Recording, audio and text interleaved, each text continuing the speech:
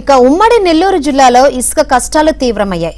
భవనాలు, అపార్ట్మెంట్లు, ఇళ్ల నిర్మాణాలన్నీ ఎక్కడికక్కడ నిలిచిపోయాయి. ఉపాధి లేక వేలాది మంది కార్మికులు అల్లాడిపోతున్నారు. జగన్ ప్రభుత్వ అక్రమాలు ఇప్పటి ప్రభుత్వానికి శాపాలుగా మారాయి.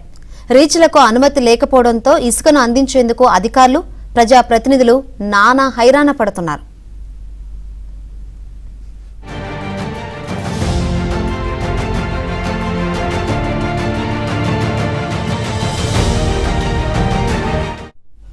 నెల్లూరు జిల్లాలో పెన్నా, స్వర్ణముఖి, కాళంగి నదుల్లో ఇసుక లభ్యమవుతుంది.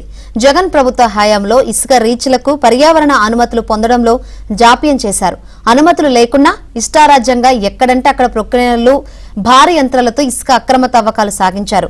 నదులను కుళ్లబొడిచారు. పర్యావరణాన్ని ఇష్టారీతిన విధ్వంసం చేశారు. చివరికి పొర్లు కట్టాలని సైతం వదల్లేదు. జగన్ ప్రభుత్వ హయాంలో పెన్నా పొర్లు కట్టలకు గండ్లు పడి ఊళ్లకు ఊళ్లు తుడిచిపెట్టుకుపోయాయి.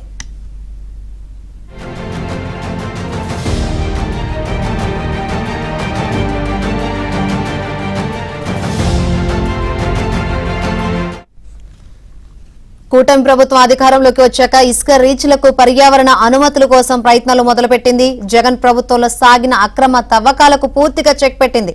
డ్రెడ్జింగ్ పద్ధతిలో ఇసుకను వెలికితీసి అందుబాటులోకి తీసుకురానుంది. త్వరితగతిన ఇసుకను ప్రజలకు అందించేందుకు అధికారులు విశ్వ ప్రయత్నాలు చేస్తున్నారు.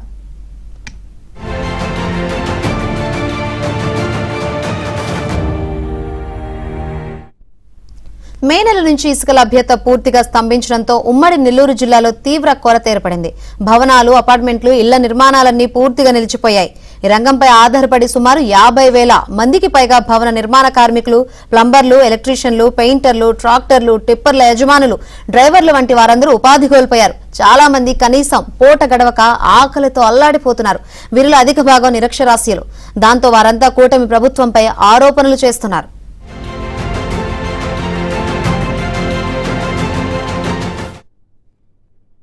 తినడానికి తిండి లేక, స్కూలుకు కట్టడానికి ఫీజులు లేక నానాకి ఇబ్బందులు పడుతున్నారు. వీళ్ళందరూ జగన్మోహన్ రెడ్డి ప్రభుత్వంలో పని సరిగా లేదు, కాంట్రాక్టర్ వర్క్స్ సరిగా లేవు అనే ఉద్దేశంతో తెలుగుదేశం పార్టీకి, చంద్రబాబు నాయుడు గారికి, పవన్ కళ్యాణ్కి అత్యధికంగా ఓట్లు వేసి అత్యధిక మెజార్టీతో గెలిపించారు. కానీ వాళ్ళు పెట్టుకున్న ఆశలన్నీ అడియాసలైంది.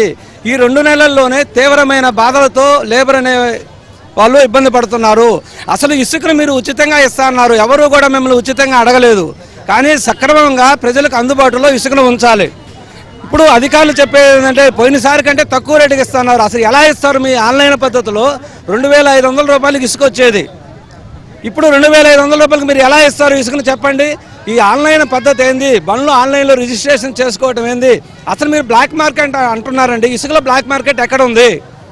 ఇసుకను దేనికి వాడతారు? ఇసుకను ఎవరెత్తకపోయినా కూడా కాంక్రీట్ బండ్లకే వాడతారు. ఇసుకను ఏమైనా బంగారు గనుల్లోనో లేకపోతే ఇంట్లో పూజ చేసుకోవడానికో వాడరు. ఇసుక వాడే కాంక్రీట్ బండ్లకే. మరి బ్లాక్ మార్కెట్ ఎక్కడ ఉంది? ఇతర రాష్ట్రాలకు వలసపోకుండా బార్డర్లో సెక్యూరిటీ కావాల్సిన బాధ్యత మీది. చెప్పాలా? మీరు గెలిపించాను. మీకు జగన్ వచ్చినాడు, పనులు లేవు. చంద్రబాబు నాయుడు పనులు ఇచ్చేద్దరు, కాలువలు ఇచ్చేద్దరు, రోడ్లు ఇచ్చేద్దరు, ఇల్లు పాలు ఇచ్చేద్దరు అని గెలిపించాను. ఇప్పుడు మాకేమో కొరపు మాట పడిపోతాను. ఇసుక లేక ఇసుకలో ఎలా బతుకుతారు జనాలల్లా? కొద్ది జనాలలో ఎలా బతుకుతారు? పెన్షన్ కూడా ఇవ్వలేదు. కూలికైనా ఇసుకైనా ఇవ్వాలి కదా, ఇసుకైనా ఇవ్వాలి కదా. ఇసుక ఇవ్వాలా? మేము ఎలా బతుకుతాము? ఇసుకలు ఫ్రీ అన్నారు. ఇసుకలు లేవు, ఏమీ లేవు. ఎర్రగడ్డలు కొనుక్కొని పోనీ ఏదో ఇద్దరు గెంజితో అవుతామన్నా డబ్బులు లేవు. ఎట్ట బతుకుతారు జనాలు? 4 నెలలు ఇల్లు బాడుగులు, కరెంటు బిల్లులు, డిసి బిల్లులు అన్నీ వస్తూనే ఉన్నాయి. 4 నెలలు అవుతుంది, రూపాయి కూలి లేదు. ఎలా బతుకుతాం? నడుద్దుమంటే కాలు పీకేస్తాను. కడుపు తిండి ఉందే కదా నడిచేదానికి. ఏమీ లేదు. రేషన్ బియ్యం కూడా ఇవ్వట్లేదు సరిగా.